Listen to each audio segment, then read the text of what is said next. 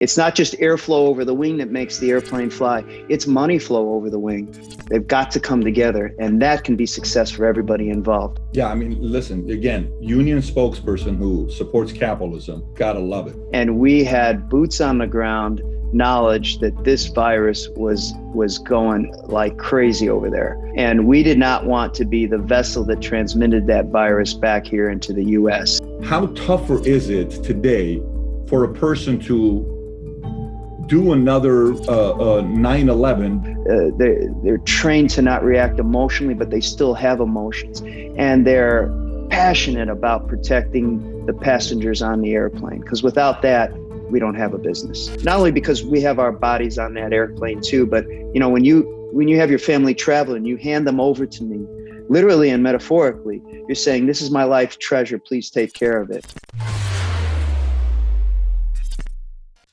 My guest today is Captain Dennis Tajer, who is himself a pilot, 34 years, I think 6 years with the Air Force, 29 years with American Airlines, like 34, 35 years. He flies right now as a pilot, and at the same time, he's also the spokesperson for APA's Allied Pilots Association, a union that represents 15,000 American Airlines pilots. I believe it's the largest independent pilots union in the world. With that being said, Dennis, thank you so much for being a guest on Valuetainment. Oh, thank you. It's an honor to be here, and you nailed it. That's exactly what we do and who we are. Well, the audience doesn't know. I did that 78 times, so I appreciate you for being nice. I'm just giving you a hard time. Anyways. Hey, they say I don't fear a man who knows 10,000 kicks. I fear the man who knows one kick and practice it 10,000 times. So, yeah. That philosopher's name, what was it? Bruce Lee, right? He's a great philosopher. Well done.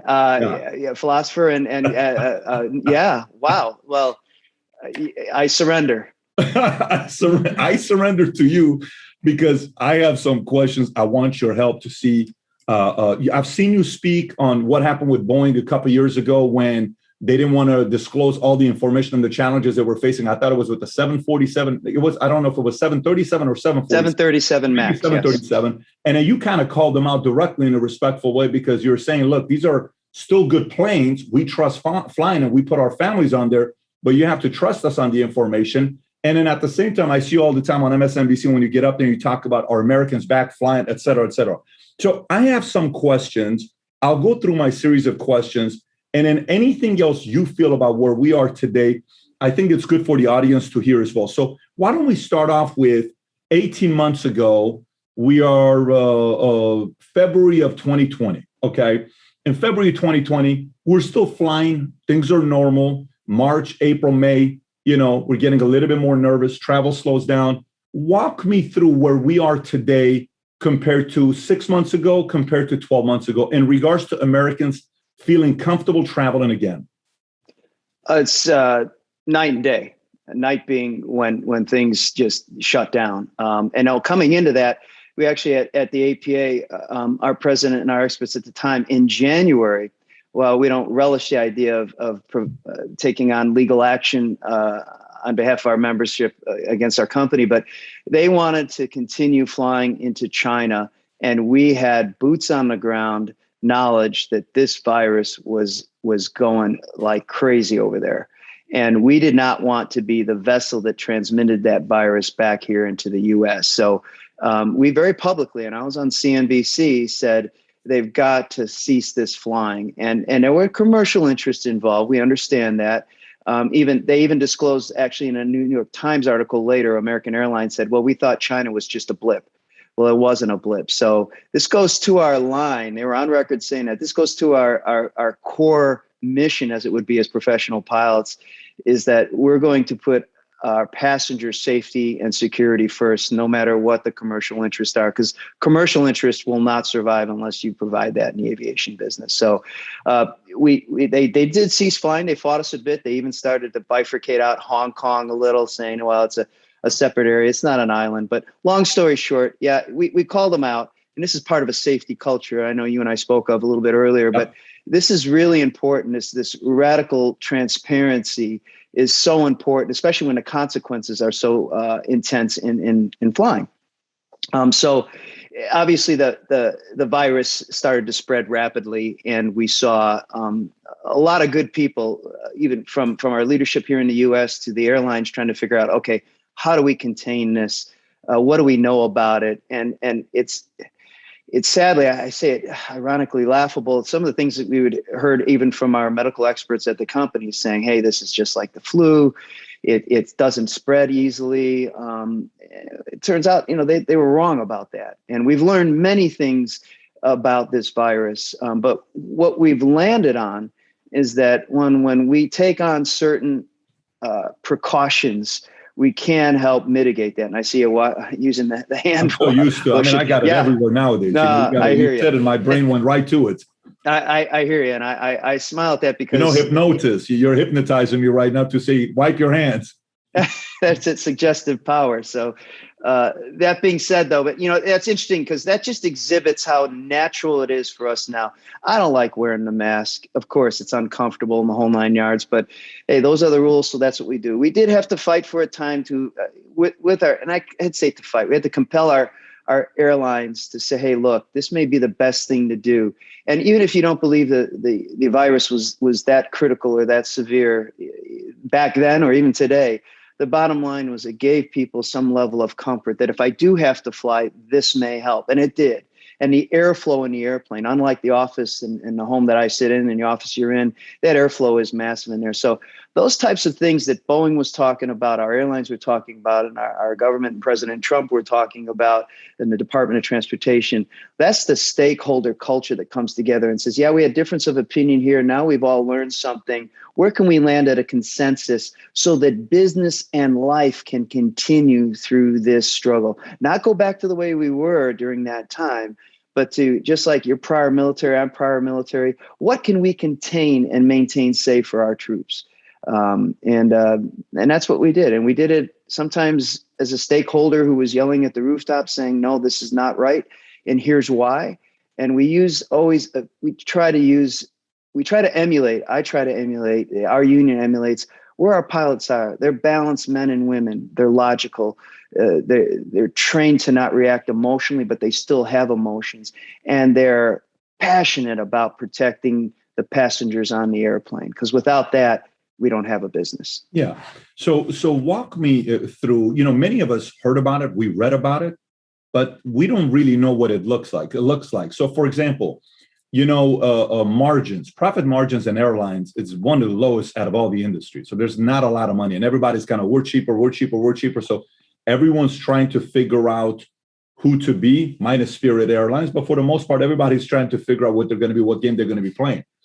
So then Buffett comes out and he says, hey, I own 10 to 11% in Delta, American, United. I'm going to sell all of those shares. And I was like, if that guy sells, what's he saying to the world? What does he know that the rest of us don't have, right?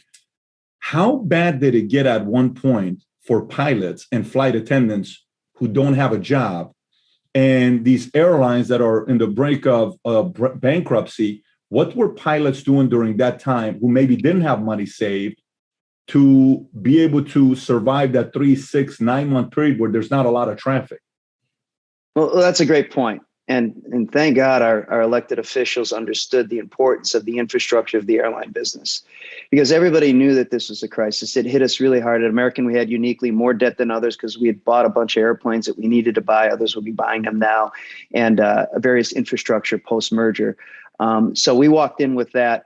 The margins are very tight, but the federal government identified, and under President Trump, and bipartisan this was, passed investment packages. We call them investment because it was an investment in the employees so that they would be there for the recovery. And sure, there were some other loans that were written with some, I forget the term, but basically a stock underwrite so that our taxpayer was accommodated for this loan. So that saved the airline infrastructure, which is a huge foundation of our country's business infrastructure.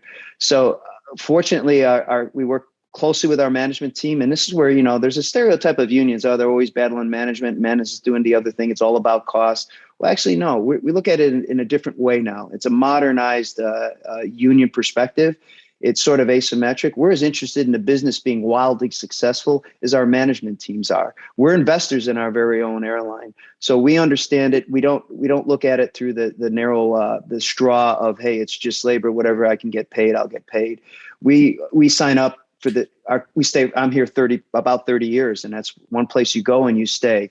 So when that happened, though, the federal government did step up, used our taxpayer money to ensure that the airlines were ready to roll. And they provided actually payroll support through this in a couple of cycles. So that prevented thousands of pilots in particular from being laid off. And as you know, from high training events, both in military and business, you can't just say, hey, get back to work. So that stopped that huge cycle of upswing training that would have happened, which would have muted this recovery this summer and would have probably bled into other businesses, from the hotel side to just the morale of the country. No yeah, it's a private business. It's publicly held, but it's a symbol of the strength of our country. So what pilots did, we took some leaves. Some of our pilots wanted, they have businesses on the side, or their spouse works. They took about a 60% of their normal pay and said, I'll take a leave and I'll keep trained up. Other pilots took early retirements. A package was provided for them, so they would get some benefits for a couple of years until the mandatory retirement. So a lot of outside the box thinking was done to preserve and sustain the airline. And when the federal government came in, that was the more than a lifeline. That was keeping the infrastructure settled so that this summer came along. And while we were challenged this summer, uniquely at American, we would have been nowhere near this recovery this summer if that had not been done. So a long way to say a deep thank you to all involved. And in order for our country to thrive, our businesses have to survive and thrive. So that's what happened in this. And now we're moving forward from that. Yeah, I don't know many person or spokespeople for unions who see it from your point of view. It's always, let me gouge the business owner for as much as possible. I don't care what it costs to get profits from him to get into the individuals, members of the union. So kudos to you, because you seem very balanced and reasonable on both sides. If you were a politician, you'd be a statesman that's fighting for both sides, realizing there's numbers in it, but you also process it accordingly. For the people that took a hit, the 60%, the early retirement, or the flight attendant, what percentage of the people that didn't retire came back? What percentage of people just moved on to different industries, different jobs? A very small amount. Speaking to the pilots, we had a few pilots that went on to maybe work for a package carrier, but we're talking single digit numbers. So they came back. I mean, it's a wonderful career. You got to fight for it, just like any business. You know, you fight for your interest. And you talked about this different way of looking at it. It's not just me; it's our union. I mean, 12 years ago, when I started getting involved in union business, I said, I think we can do this a different way, and had other partners in that. And one of them was to reach out to the people who own the company, which are investors. And so we reached out. I literally had a cold call to a sell side analyst and said, hey, I'm with the union. I wanted to connect with you. And these are analysts that write notes on the investment perspective. They talk to the buy side, all the investment and institutional investors. And it's at the heartbeat of what makes a business run, a publicly held one. So we wanted to call them, and not to rant at them about, hey, I'm a union guy and here's the deal. We wanted to understand the business better and get their perspective. And sometimes we use that to our advantage. And most importantly, though, we have a saying at the union is, if you're not at the table, you might be on the menu. And that's one place we don't want to be. So we always insist on being at the table. And we don't yell to get at the table. We find a way to be functional partners in this, rationally thinking. And it paid off when American Airlines went into bankruptcy, and another air carrier, US Air, their management team, senior management team, wanted to come in and do a reconstruction plan, an exit plan, and involved a merger.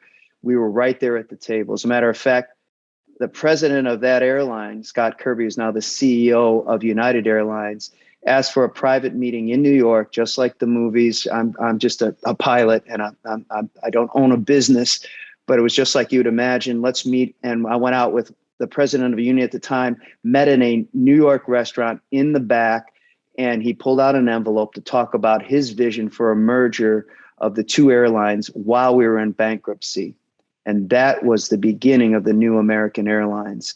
And it literally was a sit down with two leaders. I was there as some of the expert in the knowledge of the networks, and they talked about synergy. They talked about, here's how much money that we can add to whatever deal you get.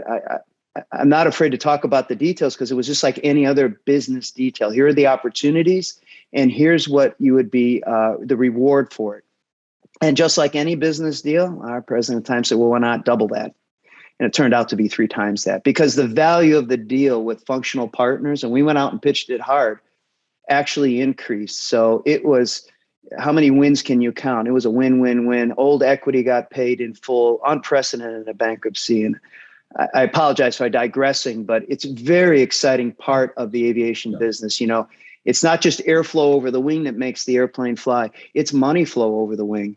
They've got to come together, and that can be success for everybody involved. It's not just a dream. We saw it happen, and we'll continue to push for it. Yeah, that's very impressive to hear about that part as well. There was a part that you were pretty competitive against other airlines. I'm curious, is the world you're in a pretty competitive world where you are protective of American Airlines, or is it more of a fraternity where it doesn't matter if you're Delta, United, Southwest, we all work together as a fraternity? What's your world like? Because I'm assuming, like, you know how you're in Air Force, I'm in Army, Marines, Navy, where typically they put Marines and Army base next to each other. Yes, we both are fighting for red, white, and blue, but you're a Marine, I'm Army, I see you at the bar, we're getting into a fist fight. I don't see pilots getting into fist fights, but is it a pretty competitive environment or no? Oh, absolutely. Okay. Oh, gosh, absolutely. And your metaphor using the military is dead on. I was going to go to that. And while you described it, I said, pick the NFL. Look at those players. They go out there and they battle, they compete. When the game's done, they go, hey, good to go. I might see you on my team later. We don't change that much in the airline business, but absolutely. Let's be blunt about it. It's more fun that way. If you're not fighting for your company, then what the hell are you here for? But it doesn't mean that, hey, I know that you're fighting for yours. And we do. We have meetings. We talk with our union brothers and sisters, and they go, hey, man, it was kind of rough on us over there. I go, yeah, well, get your operation fixed and we'll roll. But we also recognize that there is a ladder. There's pattern bargaining for that. And people talk about pattern bargaining or bargaining or negotiating at table. Those are business deals. That's all they are. Sure. And they can enhance a relationship. They develop trust, and you live up to it. So it's fraternal in a sense. And what we do, just like in the military, we're counting on each other we have each other's backs. But even in business, just because you may not have a major accident happen, this is someone's livelihood. They're paying for their family's future in the whole 9 yards. So knowing and identifying that and connecting to it, but still being a shrewd and firm businessman or woman is that's aviation. I mean, we're not negotiating on a flight deck, but we have a set agreement of procedures and protocol, and there's a chain of command, and there's leveraging of ideas. But that's why I love the business. I love everything about it. It's very obvious. I mean, your passion and your conviction is definitely felt. Even through Zoom here, it's felt. Question: I'm an executive platinum myself with American Airlines. I've flown with American Airlines for thank you. Yeah, I'm a American airline guy. I was with Delta before. I was with United, and I said nope, I'm going American, and I've stayed with American. So walk me through. Like for me, I'm the paranoid guy. I go to restaurants, I look at people's nails. I'm like, oh my gosh, he's not going to deliver my food for me. I get up and walk out. I'm that weird guy, right? Like I'm like, if this guy has too much hair, or let's just say too much sweat here, I can't have you carry my food. I get a little bit nervous about it because of my wiring. Now, you can call me a lot of different words. A lot of different doctors can put categories on me. They're probably all right. But let's set that part aside. How do I trust right now? I'm a traveler, and say I've had COVID before, and I'm like, you know what, didn't kill me, but it sucks flat out. This thing sucks. I had it myself earlier this year. Wasn't fun, right? And I'm like, as did I. Yeah, I also. Too? Okay, yeah. So for me, it wasn't the taste, it wasn't the breathing. For me, I lost 24 pounds within 3 weeks. I couldn't eat anything. I mean, it was a complete different game. So, and I stayed positive for like 4 weeks. Anyways, going back to it, somebody wants to travel. They're like, look, I want to travel, but what do you guys do in between flights for me to know that it's clean? Don't get me wrong. I'm going to bring my own wipe and I'm going to do my own thing. But what is American Airlines instructed to do between flights for the new, passenger to come in and say, listen, this place is going to be clean, like almost like switching a hotel room. Somebody stays before you do. What is the protocol you guys follow? Well, and great question. And by the way, welcome to the fraternity. You have attention to detail. I do the same thing. And that's something that keeps us safe on the flight deck as well. And probably a very successful businessman, as I understand you are. That being said, what can passengers count on? Well, we've learned a lot about the virus. At first, and we still, American has a deep cleaning in between flights that it does, and an even deeper one at night. But we have learned about the virus. You remember there was a time where, yes, we were spraying down everything, and they still are, and they run various lighting through the airplane. But we've learned that the virus isn't as easy to pick up off of inanimate objects. Doesn't mean they've stopped the behavior. But the most important thing on the airplane is that airflow. That airflow changes over, and I've lost the memory of how many times per hour or minute, but it's extraordinary. It's at least 10 times more than your office. So, and we're in charge of that. We have the APU. That's the amount of air going through while you're on the ground or while the engines are running. So it's a massive flow. Your hair may not be blowing around, but I can assure you that airflow is happening like this. So that is actually near the level of the filters we have on the recirculating part are at the same level, the HEPA level of a surgery room.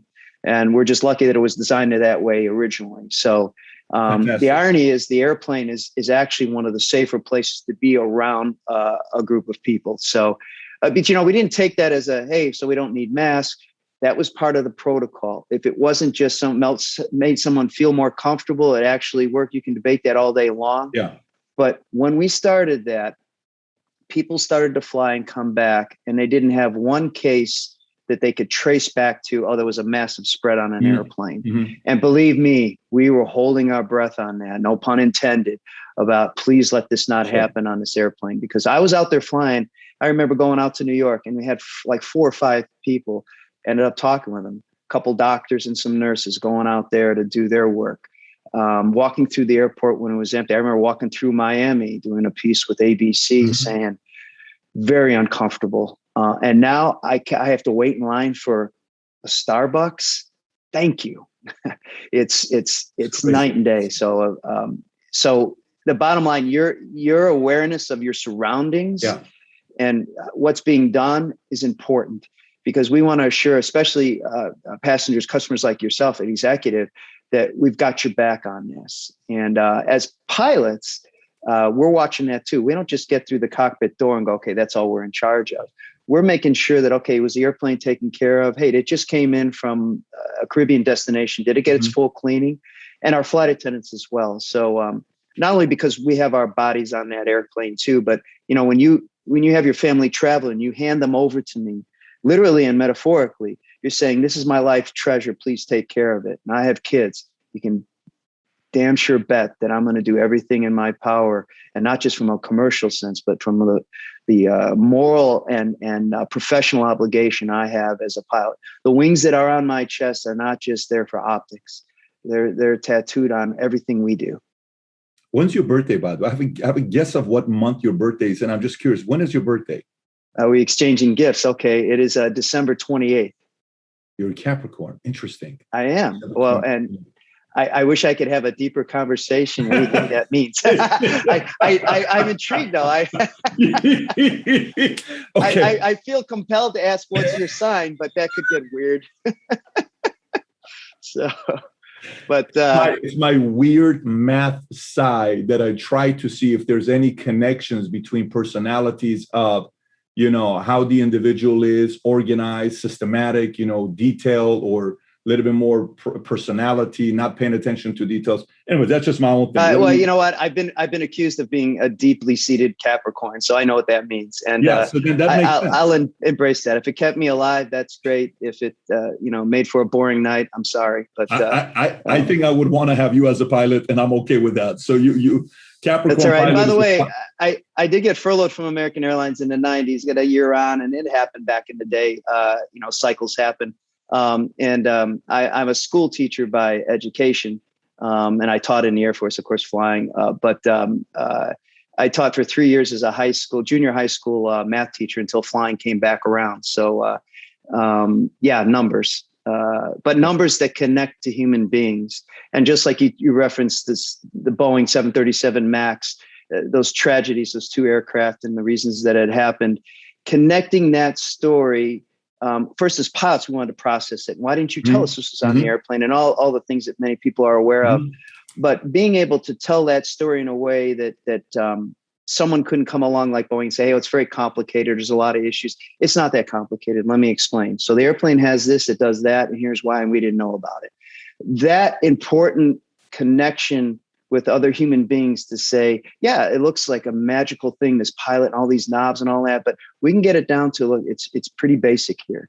That the trait, as it is in any business, your ability to convey what you do or what your product is or how this can enhance what your business is doing is key. I mean, it's communication, it's relationships. I agree. I totally agree. I agree with that.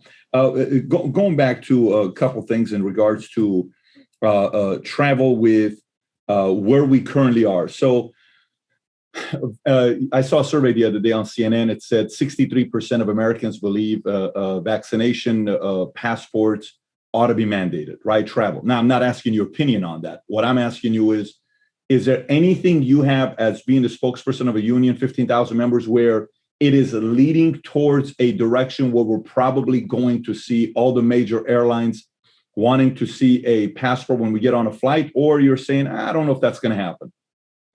Well, we're reviewing the news changes all the time. Particularly what we're focused on is we have some airlines. I think United said all employees have to get vaccinated. And we have some 65% of our pilots are vaccinated. I'm vaccinated. I happen to believe it worked for my family, but we have affirmed that we believe it's a personal choice. And our CEO, Doug Parker, even affirmed that the other day, saying that, look, we actually have a letter of agreement that will compensate you for getting the shot, or get you off the flying after when you recover from the shot. There's 48 hours a pilot cannot fly. So that's where we are at American. As far as our passengers and what they're going to need to travel, we just want to make sure they're safe. We just actually had news. There's a smaller country down in South America, the name escapes me, who just the other day said, starting on X date, crew members coming in will have to be vaccinated. So now we're going through those pilots who have those trips at the moment, being pulled off those trips if they're not vaccinated. So, it's a new space, but we can't forget who we are, regardless of your opinion. And as a union, we represent the 14 to 15,000 pilots. Each of them have a personal choice on the vaccine. And our job is to advocate for whether you want to get it or you choose to make that decision otherwise, and ensure it's terms of employment. And you have to talk with the union about how that would be executed. So as far as passengers go, I'm going to speak from a business side. Anything that gets people to fly and they want to fly and they feel safe, let it roll. That is not an affirmation of a vaccine passport, but we want people to feel safe and comfortable traveling. And, whatever ideas are out there, we're going to, of course, process them. But, we may have an opinion on them or not. On that one, we're just going to let the folks that have the authority to run through it. But business ain't easy. Anybody who thinks that run a business, and it might be if you're just making something that doesn't involve people, but everything we make involves people. So welcome to the NFL. Yeah, no question about that. Maybe even bigger than the NFL, because you guys you don't play 16 games. You're playing hundreds of games on a daily basis. So it's a complete different world. I only ask because I wonder, no matter what you choose, you're going to piss off an audience, right? You're going to be like, well, we're going to do this. We're going to, well, we're not going to. Why don't you be responsible? Get everybody vaccinated. Why are you doing it? Let me kind of choose my own stuff. So that's the challenge of being a capitalist, running a business. You got to make the decision and at the same time leave the freedom. But sometimes the government may come in and say, hey, you guys got to. What was the story with Delta saying $300 per employee that's not vaccinated because it's costing them $5,500 of hospitals? Some number like that I saw a couple weeks ago. I know we saw that up to 200 or 300 more per month for their medical if they're not vaccinated. That's the Delta choice, to maybe fight the Delta variant. I know they don't like to align those things, but hey, the alphabet's the alphabet. But that's not being talked of at American Airlines. Okay. So sometimes outside the box thinking, they'll make their choice. But that is the challenge in this. And the sign of any good deal is when both sides feel like they didn't get just a perfect deal, right? It's very emotional. It should be. This is about our lives. It's not just about business. And it's there's one thing saying, oh, I respect both sides, but now show me that you respect both sides. That's the key. Yeah, it's tough. It's tough because I see that. I'm like, well, that's kind of weird to set that up. But when it comes down to career-wise, like a choice of, do you know the margins of airlines? I hear 3.5%. Do you know what the margins are? Like what kind of money they're making? Because the numbers seem very small, almost like minuscule profits these airlines are making. Oh yeah, I mean the pre-tax profit margin is very thin.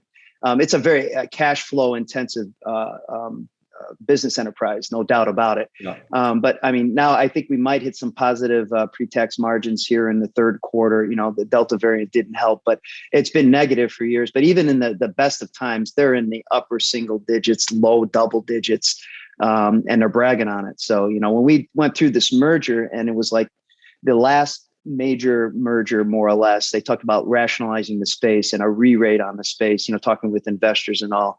And that's not a pipe dream. It's certainly more stable, a little more like rail, but not like it at all. It's a pretty dynamic space to be invested in. As you mentioned, Warren Buffett, years ago, he said, I forget the quip. It was very funny. It's not, how do you make $1 million? And there was something to do about investing in airlines, and it was the opposite of what you think. But it's a tough space, and it's a narrow margin, but it does have levels of profitability. I mean, American alone, forget the proportional basis, was $5 to $6 billion of pre-tax profit. So, and if you look at the brand and the value of the brand, and you wonder, okay, that's a pretty narrow margin. Let's say, forget the raw dollars. If you look at the value of the brand, when we went through this darkest of time, all the airlines started trying to generate private capital loans for their frequent flyer mile program. And they did billions of dollars, 18 billion on American Airlines. And then they went a step further in an area that I don't understand, although we've spoken with the experts who actually formulate these deals, of actually generating capital loans off of your brand. That may be your space, but I don't understand that. I'm more of a touch feel sort of a guy, but you can generate how many $1 billion just on your brand? That's important to us because your brand is us. Your brand is what we do for people, safely carrying them, making you want to be an executive, a platinum member at American Airlines. So they all connect. If you just open your mind, whether it be as an employee, a pilot, a union, or a business partner, to what is important to your success, I can influence that. I can't make you do something, but I can make you wish you did. That's not a threat. That's a help me help you plea. That makes sense. I have two other questions for you before we wrap up. One of them is in regards to 9/11, because I know you've spoken about that before, but I'll come back to that here in a minute to wrap up the interview with private jets. I chartered, last couple of weeks, I went all over the place, 4 different flights, and I'm going back and forth. And I talked to one of the guys who bought this plane, $11 million, and he was a hedge fund guy from Greenwich. He said he ends up buying this. I said, so tell me how business is like. He said, listen, I'm not going to lie to you. We need more jets right now because we are so swamped, right? Okay. So that business is taking off right now because some people, if they can afford it, they'd much rather spend the money to have to fly, private than have to fly commercial. Get it? Is that going to affect your business dramatically? Obviously not. I'm looking at the TSA. The numbers are like 1.662 as of yesterday versus 1.943, 300,000 down. It's maybe a 15% number. And if we look at the day before, 2,025,000 travelers on September 6th. Last year, 2019, September 6th was 2.292. So it's only like a 200,000, again, 10%, 9%. So what do you see happening to the private jet charter business? Will that affect anything with the commercial side? And if not, what do you see happening in the middle? Is there something going to the middle? Because it's like, it almost looks like travel is you either buy a $40,000 sedan, and then it goes boom, Ferrari. Like there in the travel world, there's not, you can say first class, fine, AMG, but there's not like you go from 40 to $120,000 or $180,000. Do you guys see something as a competitor coming up that's in the middle between you and charter? That'd be nice. I mean, that's management's marketing skills, and we watch that because you talked about those passenger numbers, and we're elated to see that. There's another side of it as a business professional. There's yield. What are you able to charge for those tickets? What's the demand like? And that's really what's crushing, is still holding back the earnings, is that ability to charge just the right amount for the ticket. But where's that middle ground? That's something that even working with our flight attendants, because it's the quality of the product. And you're right. All right, I'm in this beautiful first class seat on this very long flight. What else is it providing me versus the amount of money it costs me? So, that is going to be a challenge. And, our corporate pilots, we know the NetJet guys, we work, they have a union there too, is part of a subsidiary of Warren Buffett's holdings. Yep. So we talk with them. We know their clientele, and what they're looking for is fractional ownership, or as you discussed it. But I think we want that business to grow. If that business grows, that means people who make a very healthy sum of money are able to support that need that they have. And that just feeds into the pilot profession, more jets flying. And that's something we want to see happen. Do we not want those folks on our airplane? No, we want them on airplane too, but there's got to be a common ground that's met, and it's going to be met by the supply and the demand. And, there's one thing that's for certain. If people don't have the money to spend on flying, they won't fly. If they don't want to fly, I can't fly. Whether it's at the top CEO that buys a multi-million-dollar jet so that he or she can go wherever they need to go in their team, and that pilot's flying it, that's another one of us up there. So we want to be supportive of that. And, I'll be blunt. The wealthier people are, the better it is, because they can take on those other prospects.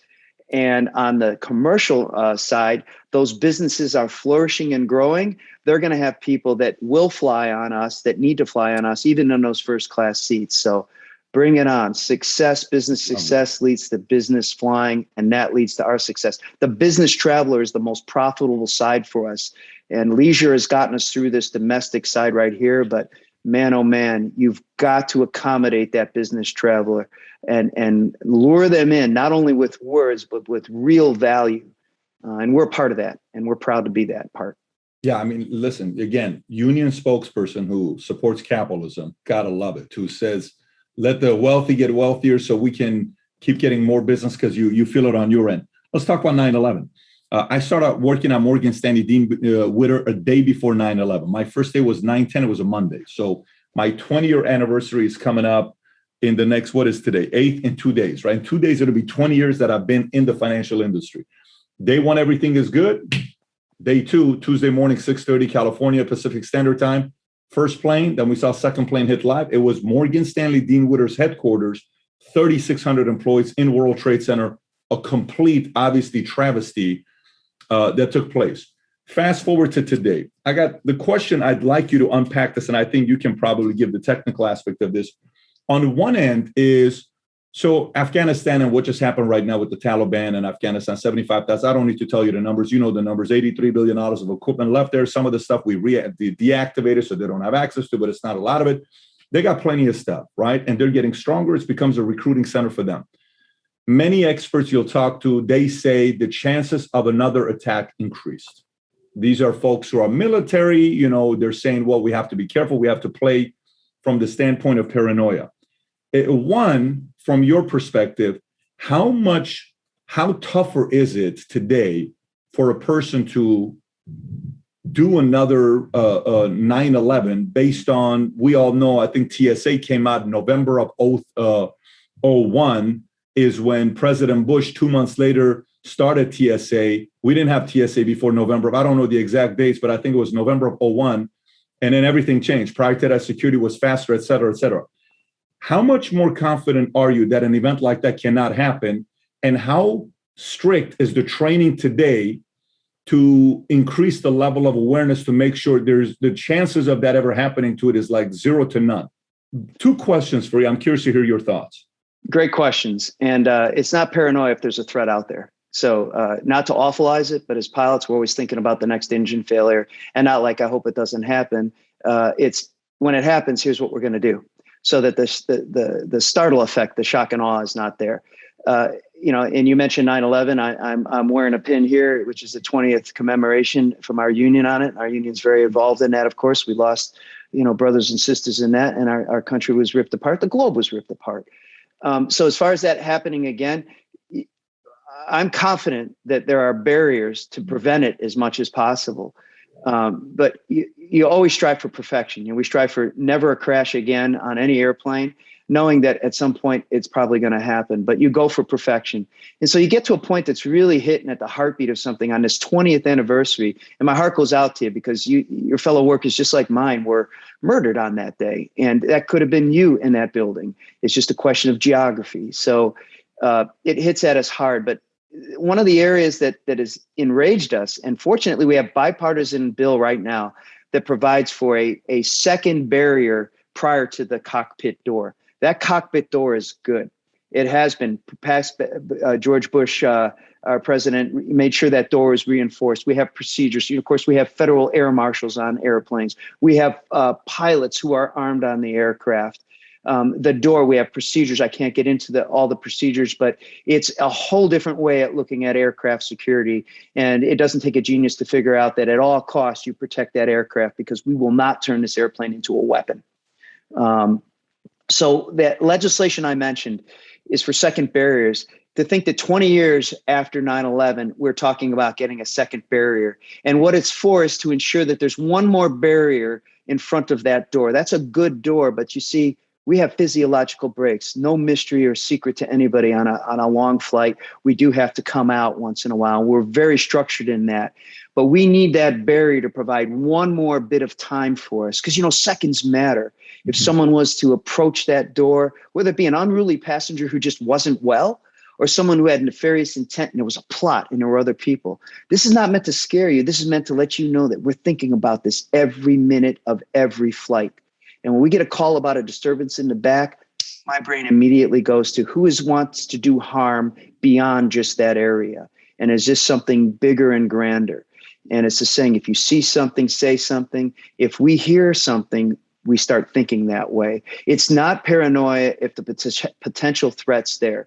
It's just like anything else. You want your police officers and or your military to be ready to protect you and to think the worst case scenario until they de-escalate and realize, okay, you're secure.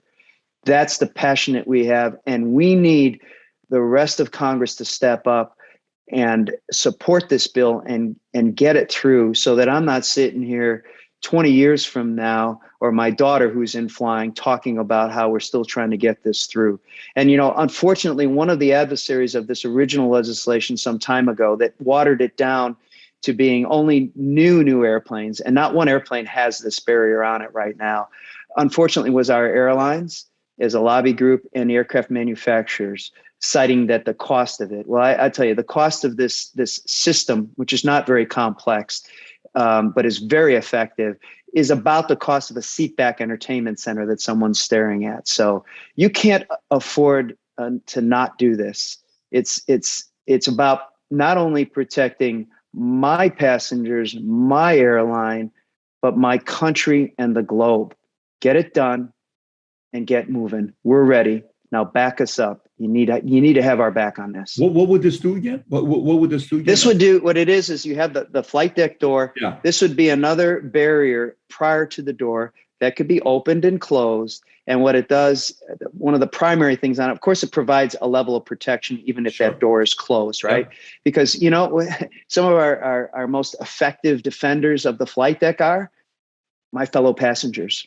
You've seen those stories even after 9/11. Yeah. I was laying over in Albany, New York during 9/11, watching the second crash, thinking, what is happening here? So getting on the airplane right after that with passengers who looked at me, not just eye to eye, but soul to soul. We good, Captain? Yes, we are. Counting on you. Yes, we are. We're good to go. But that gives us some time with that door closed. When we take physiological breaks, there's a short moment of time that door is open. This would provide another layer of barrier. And anybody who flies sees that there's levels of barriers. We have people, we have other things there that slow that down. But why wouldn't you, for the small price that it is, buy me another 30 seconds, another minute? And it just makes no sense. And maybe just people fell asleep, but you know what? They're awake now. We have bipartisan support on it. So it's sad that on the 20th anniversary, I have to even talk about this, but out of respect for those we lost and the men and women that fought terrorism and continue to fight it across the globe, we owe it to them. We owe it to them and their kids to get this done today, not in 20 years, but get it done in 20 minutes now. Captain Tajer, is there a place to see this bill or no? If somebody wants to learn more about this bill, where would they read about it? Well, thank you. You can go to the public site of APA, which is alliedpilots.org, alliedpilots.org. And we actually have, and thanks for bringing that up, because they'll be led right to a picture of a young man who's a pilot for us. And that's Tom McGinnis Jr. His dad was killed on 9/11 on one of the aircraft. He was the first pilot that American Airlines hired after the 9/11 lull in hiring. And they did it intentionally and purposely. And I know Tom, he's based in Chicago. Matter of fact, I think I have a flight scheduled with him later in the month. A good man. And he was generous enough to do in a 1-minute interview speech, just basically say, get this for us. He's a much younger man than me, but role model to me. I don't know that I could have done that if I had lost my dad. I might go into a more close position, but it's real. It's connected to people, and you have a connection to it, and everybody listening probably has some layer of connection to it. So it's our history. We don't run from it. We don't forget, but we make a solemn promise to never again. And we do that together, regardless of countries or political affiliation. I'm sorry to go into a rant, but no. I'm listening. I told you off camera. Passion. I watch a handful of your interviews, and when I see you the way, truth cuts through everything. You cut through everything, and there is no one side or the other. You're straightforward, and nobody feels like you're taking a side, and I applaud you for that. We need more leaders like you who deliver their message in the manner that you do, because it allows us to sit there and decipher through the BS that's out there and say, look, this makes sense. I think this makes sense. I think this makes sense. I don't know about this. I think this is right. So we're going to put I'm on the website, run alliedpilots.org. We're going to put the link below, both in the description and the comment section, for folks to be able to find it. Captain Dennis Tajer, I got to tell you, I had a blast having you on today. This is an entrepreneur channel. And I know we talked about that briefly off camera, but entrepreneurs travel a lot, and this is a big part of their lives. We spend a lot of time on planes. We spend a lot of times going to places. And it's very important for us to know that the direction of your industry is going, and you gave us a lot of insight. I appreciate you for it. It's been an honor. Thank you. Anytime again, call on us and we'll be there. Appreciate it. It definitely won't be the last time. Thank you. Take care, sir. Take care. I don't know about you, but I learned a lot about what's going on today in travel, and I'm probably going to end up having him back because I really enjoyed the way Captain Dennis Tajer processes issues. So any event that comes up, we're definitely going to bring him back. If you liked it, smash thumbs up. I got one other video that I think you're going to enjoy. It's a video I did maybe 5-6 years ago titled 19 Lessons of What I Learned When I Was in the Army. If you've never seen it, click over here to watch it. Take care, everybody. Bye-bye.